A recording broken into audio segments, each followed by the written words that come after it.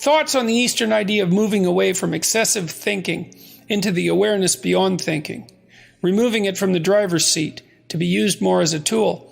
Yeah, well, I thought a lot about this in relationship to a couple of ancient ideas. The one Mesopotamian idea, characterization of Marduk, who was the highest Mesopotamian deity. It was Marduk who carved up the goddess of chaos, Tiamat, into pieces and made the world out of her pieces. So Marduk is the force that confronts chaos and builds habitable order, like the Logos in Genesis. And one of Marduk's attributes was that he had eyes all the way around his head. Then there's Horus, the Egyptian god, who's the famous eye. And Horus is really a deification of attention, I would say. And there's a difference between attention and thinking. Like, let me give you an example. So thinking seems to be instrumental, mostly. People also often say to me, well, what's your strategy when you go into an interview?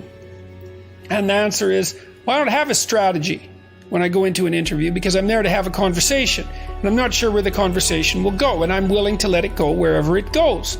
I'm not there to sell books, although I'm perfectly happy if more books sell, because obviously I wrote a book and I want people to read it, and there's a whole enterprise behind it, and so it's also my responsibility to do the marketing properly. But I'm not going to do these interviews to sell books or to promote myself, or I don't have a strategic goal in mind, except that I'm going to have a conversation and I'm going to say what I think and take the consequences, because I assume that if I say something and I believe it's true, then the consequences are as positive as they can be, regardless of how they look at the time.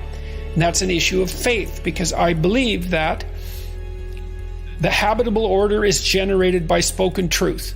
I believe that. I think that's the truest thing I know. And so I go into the interview, and I did this in my clinical practice, and I try to do this when I'm talking to people too, is that I'm not thinking about where the conversation is going or what point I want to make or what I want the outcome to be. Any of that, I just let that go. You know, it's within this broader framework of assuming that the truth is the most effective means of progressing. And then I pay attention. And what happens when you pay attention is that while you're watching a person, this is a great treatment for social anxiety, by the way, because if you're socially anxious, you tend not to pay attention to the person. Pay attention to who you're talking to. Watch them like a hawk, like not paranoid or anything like that, and not too intently because you make them uncomfortable, but intently. Pay attention to what they're saying, to how they look, to their facial gestures, all of that. Look at their face and watch and listen.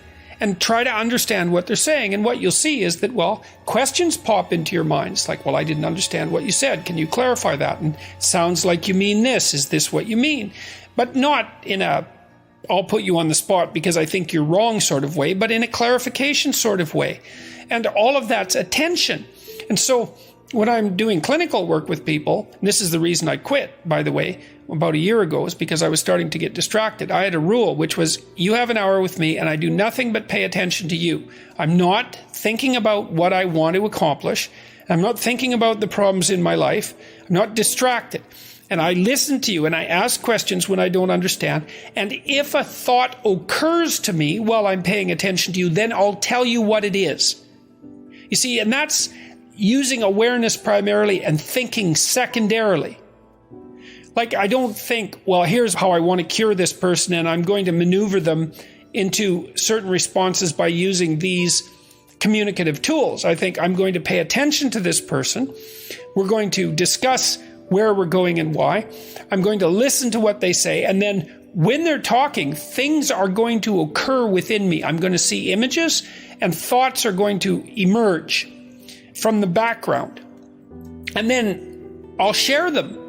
Not always, because I usually have more thoughts than can be shared. But if a thought comes up and it seems like an interesting reaction to what the person just said, then I'll just tell them and sort of without commitment to it. And it's usually, okay, you just said this, and so this question emerged, so we need to straighten that out because I'm confused. Or you said this and I had this image, or you said this and this thought came to mind.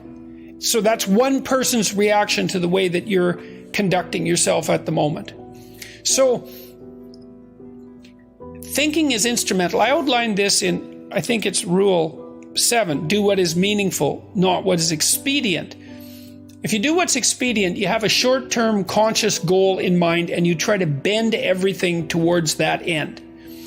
But if you're pursuing what's meaningful, then you just pay attention to what's going on and you react with truth.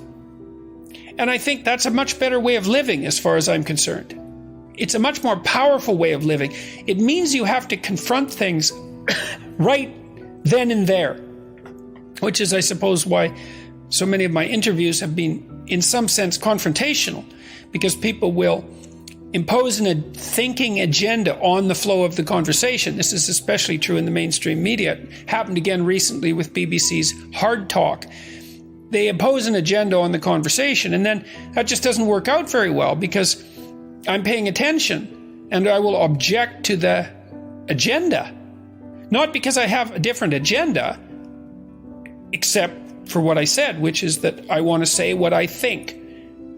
I want to say as truthfully as I can what I actually am thinking in this more abstracted and detached sense and see what happens.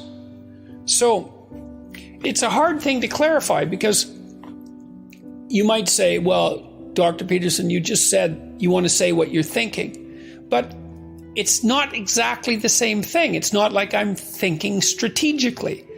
I'm listening, thoughts emerge, and I say them.